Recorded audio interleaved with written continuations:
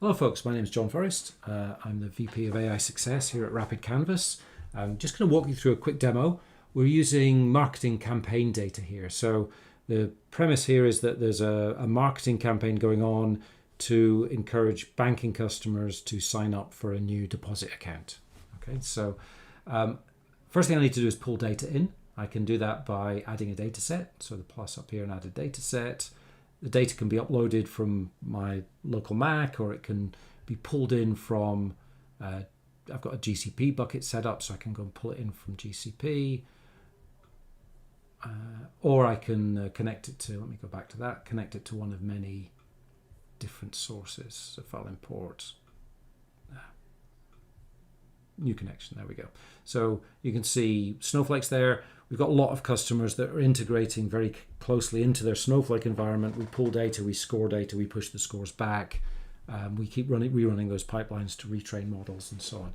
We can actually push a Snowflake function to generate, to call a Lambda function. That's all of that generated from the code that we generate in the canvas. So we generate the transformations, we generate the code that goes into the Lambda function, we create the Lambda function, and then we create the code in Snowflake to go and do the modifications. So lots of things we can do interacting with your data where it lives.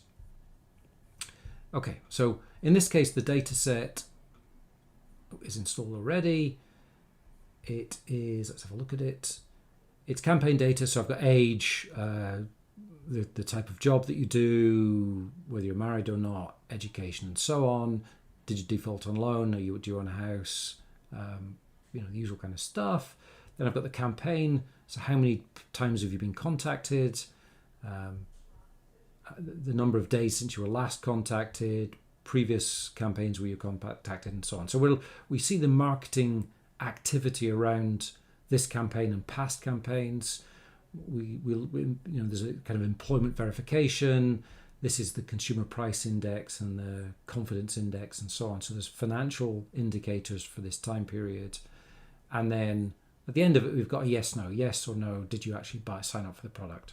Right. So we're going to use this data to build a model that predicts whether or not somebody, based on this data set, will sign up if we start throwing more campaign stuff at them. So I can perform data analysis on this data set. You can see it's 3,000 rows, observations. There's 21 features, so columns, variables in the data. We have a correlation matrix, so I can see the relationship between different fields. So job versus education, right? So the kind of job you've got is correlated to what your education was. There's a high correlation between the number of days since the last contact and the outcome, and so on. So you can verify your data as a business user. You upload your data, you do your analysis, and you can verify and look for interesting relationships you maybe didn't know were there, and just verify the ones that are there make sense to you. We also put together a list of things that need to be fixed for machine learning. So you can either fix them or ignore them. If you ignore them, we'll fix them for you. But some of these make sense, right? So previous has zeros. Basically, that person wasn't part of a previous campaign. Okay, I can pop this out. I get a little bit more detail in another tab. So I get that data. I can look at the age distribution, job, marital status, education, and so on. Did they default or not? And so on. So I can look at, I can dig in if I pick one of those, the job type maybe, more information. I can look at the different categories and how they're split. So administrative or 24%, blue collar 21%, and so on. And I can look at the specific words and characters in that variable. So I've got a lot of information that a data scientist will look at. That's maybe not a good one to do. Let's try this one, more for the age. So you can see the distribution of age, the quantiles, the histogram in a little bit more detail. So we've got some folks, fewer folks over 65 or so, going to take out loans, not loans, deposit accounts. Common values for age, the most common is 32, extreme values, so we've got the youngest is 18, but the oldest is 88 in the data set. Okay, so let's go back to the canvas. and we've got the data in, we've analyzed it, everything looks good, we've got some alerts we want to work on. I can use, if I right click, I've got the ability to add an AI assisted recipe. So this is a conversational AI using generative AI to take my plain text questions and convert them into actions. We'll talk a little bit more about that. I can do the same thing with a rapid model recipe, which we'll look at, or I can delete it, and I can view it. Right. So if I go to this AI assisted recipe, this AskAI recipe, I'm able to ask questions of this marketing data. So the average age where we did have success, I can see it's 41.63. So the median is there. Proportion of yes by campaign. So I can look at for each classification. So campaign, just a reminder, that's the number of times you were contacted in the campaign. What's the percentage of success based out of the number for that campaign, right? So for the people who were contacted only once, 12.85% said yes. For the people that were contacted twice, it was 11.5, and so on. I can add this to the recipe and drop it onto that canvas so I can go back and refer to it later. I also, the way this works is the prompt I've put in here, this prompt up here, is sent to an LLM with the context of your data, but your data does not go out to the LLM. So there's no chance of your data leaking or being trained into somebody else's model. It never leaves. What we do is we send the metadata and we ask the LLM to generate code. So in this case, I can look at the code. We generate Python most of the time, but I could hit data and run SQL against it, or anything I can generate. To the extent where we've built in, customers have their own internal APIs, and we can wrap those in a way such that I can go and interrogate those internal APIs through this interface. So the code's there. You don't need to know the code, but you can copy it, reuse it, do what you want with it if you want to. Okay. So that's doing data analysis. I can also do data engineering. So if I go back to this data, maybe I want to, let's see, what am I going to do? Let me say housing is unknown. Let's assume if it's unknown, then it's a no. So I want to get rid of the unknown. So I can say replace unknown with no in housing, right? And I don't need to be too specific. I don't need to be completely accurate about the column names and so on. This is going to the LLM. The LLM has the metadata about the data, so it knows what the column names are and how they relate to each other. I've been able to use this on, joining 23 different data sets together and asking questions of those, basically table dumps from SQL databases. So lots I can do, make it very complicated, but also if you're just working in spreadsheets, upload and ask away with the questions. So I run that, sends to the LLM generates code, the code gets executed, and now housing has no more unknowns in it. Okay, I can add it to the recipe. So housing fix, add it to the recipe. I can also examine the code again. It's generated code where it changed unknown to no. I can save this and I can run it. So I go back here, this is running. It generates the chart. Let me just clean that up a bit. It generates the chart and this new data set. So what this allows me to do is go and build a model, which we're going to look at next. Decide I want to add, change, modify the data. Go back and run a recipe against what stage in the pipeline you want to make the change, and then run another model. So within an hour, I could have built 5 or 6 models, looked at the performance, and so on. So in this case, I took this data, I chose create the model. There's the model recipe. So the source data set, the type of problem I'm solving. In this case, the answer was over there. Was this yes no? So it's a binary classification problem. I can do regression. So if I was trying to predict, income or one of these just continuous value streams, I could use a regression model. Multi-class, if there's more than one classification, and more complex things like time series, anomaly detection, and clustering. So for a new user, we'd focus on binary and regression type models. Just as a reminder, as part of the subscription, you get access to data scientists, and they'll be there to unblock you when you get stuck, give you advice on making the model better, doing model validation and making sure you're comfortable and everybody's aware of how to use the model in production and what any risks might be, bias, fairness, all of those kind of things that people worry about.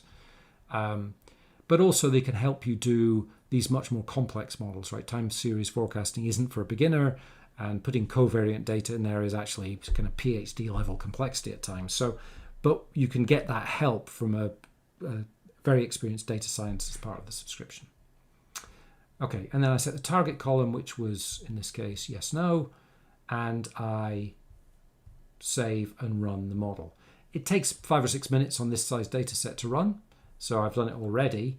But 5 or 6 minutes means if it takes me 5 minutes to pull the data in and explore it, 5 minutes to clean it, 5-6 minutes to run it, I can probably then rerun another 2 or 3 models in the hour. So within an hour, I've got 3 different models doing different things with my data. So fast iteration, fast experimentation with a backup of a data scientist. So the output of the model is a model itself. I'm not going to go through all of these in the interest of time. I'll tell you what they are though. So this is the data that's scored. When you score a binary classifier, you get a probability of it coming positive or negative, yes or no. And so you can set thresholds on that. So I don't need to action this campaign information based on what the model dictates. I can say, okay, if it thinks it's more than 85% a yes, then I'll call it yes. If it's less than that, I'm going to call it a no. Or if it's less than 20%, it's a no. If it's above 85, it's a yes. And in between, I'm going to let a person go and jump in and process it. Okay, this is the output. So if I look at that, there's a feature importance chart which tells me that the duration feature was the most important impact on the outcome of the campaign, right? So the prediction, the most important input to make the prediction one way or another was the duration feature. So this is good for a first-time user. They can go and say, oh, that makes sense. What do I know about duration? What does it mean to me? And so on, and relate it back to their business. And if if it doesn't make sense, then they need to go and look at how they've prepared the data. Are the time ranges overlapping correctly? Have I put extra data in there that doesn't make sense, and so on? So typically these will relate and make business sense to you. Confusion matrix is how you evaluate the model. Data scientists will talk you through that. There's more advanced insights, not going to talk about those, and some model performance, things like the accuracy and how we measure and determine and compare models there. So so that's the output. All of those charts and things are available to download. We have an audit report that tells you what we did to your data, right? So we did a whole lot of work around things like you might have heard about one-hot encoding. So how do we turn text into numbers so that the math in the model can use the numbers? There's a whole lot of techniques there. We don't expect you to know them. We will apply the most appropriate ones to the data in the rapid model recipe, but we're going to tell you what we did. And we may throw some of your data away if it isn't appropriate, and you can go and see that and say, well, I don't need to curate it any longer. The more interesting piece here is this model itself. The PKL, a pickle file, is a Python file that I can package and go and embed in an application. So if you want to run this in some remote location or somewhere that's not got internet activity, internet connectivity, your model can be called directly from inside your application. I can also create a prediction service.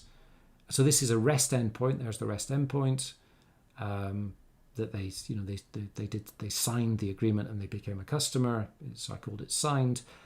I can hit that from anywhere on the network that can get at this and score new data as it comes in. And it's authenticated by a secure token and TLS encryption. Once I've got the model created, I can score new data through it. So I can rerun the pipeline and push data right through. I can build jobs to push data through, or I can create a data app to play with the data in that environment. So if I select that, this data app could be shared with business users. They don't need to see the whole canvas. They don't need to see any Python code or anything, but they get the feature importance chart, and it tells you in the context of your business and this specific problem. It uses generative AI to give you a description. It gives me more model performance, but with, again, a detailed description of what this means. So your F1, recall, precision, and so on. I'm not going to go through that now. And then I'm also able to do what if. So I pull a row out of the data, and based on that feature importance, I know what's going to change the probability. So in this case, it's 85% sure I am not going to sign up. So I'll see if I can change that. Duration was the biggest impact. So let's just make that a lot longer and see if that makes any difference to the 85%. And it's changed it to a yes, and it's come down to 73% yes. So you can give the business users the ability to do a what if I change this type analysis. We can do ad hoc predictions and pipeline predictions through here as well. And finally, we can put that generative AI interface, that conversational interface, into the hands of your business users so they can analyze this marketing campaign. Okay, so a number of rows with housing as unknown. I fixed that, I think. Did I fix it? No, I didn't. Still 77, right?